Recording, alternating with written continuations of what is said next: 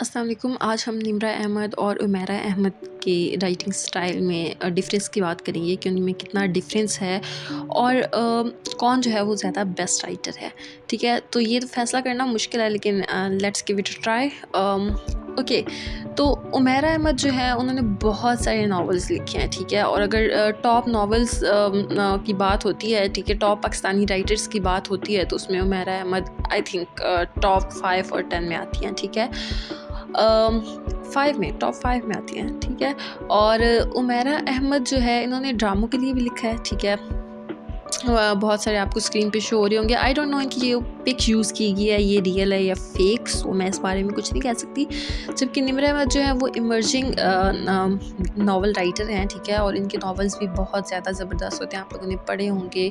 ठीक है, तो अब हम इनका डिफरेंस देखते हैं, नावल्स की बेसिस पे देख लेते हैं कि क्या डिफरेंस है इनकी राइटिंग स्टाइल में।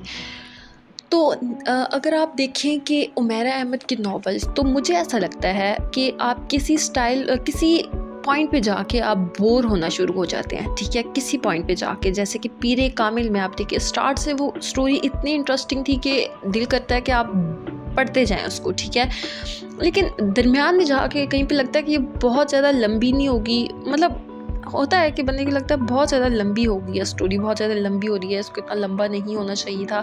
लेकिन जैसे ही वो अपने एंड की तरफ जाती है और हम बोलते हैं कि भाई इससे अच्छी तो स्टोरी कोई हो ही नहीं सकती, मतलब एंडिंग फिर उसकी इतनी ज़बरदस्त।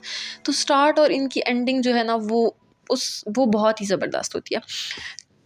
जैसे कि अंबर बैल में अगर आप देखें, तो उसमें मुझे थोड़ा सा मतलब लगा कि सारे नावल में हमें लगता रहा है कि थोड़ा बहुत लगता रहा है कि जो उमर जहांगीर है वो पसंद करता है किसको, अलीज़े को, बट लेकिन मतलब वैसा फिनिश नहीं हो पाया। लेकिन आई डोंट नो क्या उसमें था। ठीक है, हाँ ये है कि उनको पढ़ के आपको रोना बहुत आया। ठीक है, उसकी डेथ को पढ़ के आपको रोना बहुत आया, और आना भी चाहिए। उन्होंने लिखा इस तरीके से था ना कि बस मैं तो बहुत रोई। खैर, उसके बाद आ जाता है जी निम्रा अहमद का। अगर हम देखें तो उसी कंपैरिजन में आप जन्नत के पत्ते पढ़ लें, नमल पढ़ लें, वो कितने लंबे लंबे नॉवेल्स थे। ठीक है, आप हालिम को पढ़ लें, आप कहीं पे बोर नहीं हुए। ठीक है, कोई ऐसा पॉइंट नहीं था कि आप बोर हों। ठीक है, हर एक पॉइंट पे आपका दिल करता है अब मैं आगे पढ़ूँ, आप छोड़ना नहीं चाहते थे उस नावल को। लेकिन जहाँ पे उमैरा अहमद की बात है, वहाँ पे आप कुछ जो है थोड़ा सा बोर हो जाते हैं। लेकिन आई थिंक ये है कि निम्रा अहमद की नॉवेल्स का स्टार्ट जो है वो आपको थोड़ा मतलब स्टार्ट नहीं, आई डोंट नो, बट वो जो है ना आपको पक्का अपने साथ नॉवल, आप उस नॉवल को छोड़ नहीं सकते। ठीक है, उसमें कोई ऐसा पॉइंट नहीं होता जहाँ पे आपको लगे कि आप अब बोर होना शुरू हो गए हैं। ठीक है, बिल्कुल भी आप बोर नहीं होते उन नॉवेल्स में।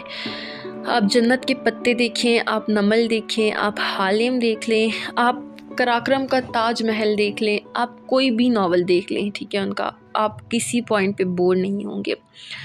और जहाँ पे उमैरा अहमद की बात है, तो वहाँ पे अंबर बैल में मुझे लगा था कि मतलब एक लड़का एक लड़की को पसंद करता है लेकिन उससे शादी नहीं करना चाहता। ये क्या था इसमें, आई डोंट नो क्या था। मैंने इस नावल की बहुत तारीफ़ें सुनी तो मैंने इसको पढ़ना शुरू किया, अभी मैंने कल के परसों ही इसको फिनिश किया है। सो उसमें मतलब आप क्या था कि एक अगर वो पसंद करता था उसको, तो वो उससे शादी क्यों नहीं करता, ये इसका मेन वो था ना। ये चीज़ मुझे बहुत हिट की कि मतलब अगर वो उसको पसंद करता है तो शादी कर ले, बट वो नहीं करता। तो फिर उसके बाद एंड पे हमें पता चलता है कि जो डेथ होती है वो उसको बताती है कि वो उमर जहांगीर जो है वो उसने मेरा बहुत ख्याल रखा, लेकिन उसने मेरे से वैसी मोहब्बत नहीं की जैसे वो उसने तुमसे की, अली से कहती है। तो उसमें क्या है कि फिर वो कहती है कि उसने अगर की भी हो तो उतनी नहीं की जितनी तुमसे की है।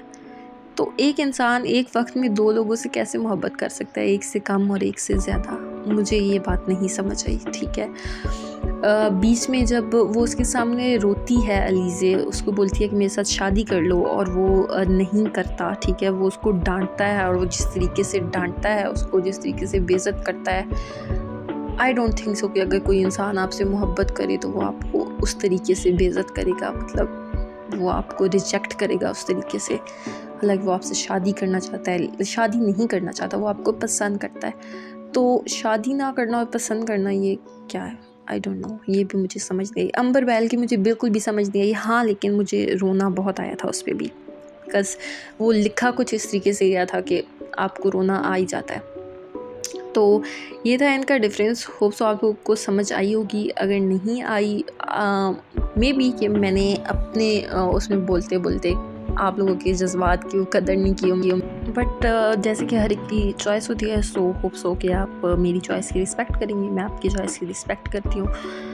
सो ये थी आज की वीडियो। होप सो आप लोगों को पसंद आई होगी। अगर आई है तो कमेंट्स में बताएं, और अगर नहीं आई तो क्या चीज़ पसंद नहीं आई वो भी ज़रूर बताइएगा। Thank you so much.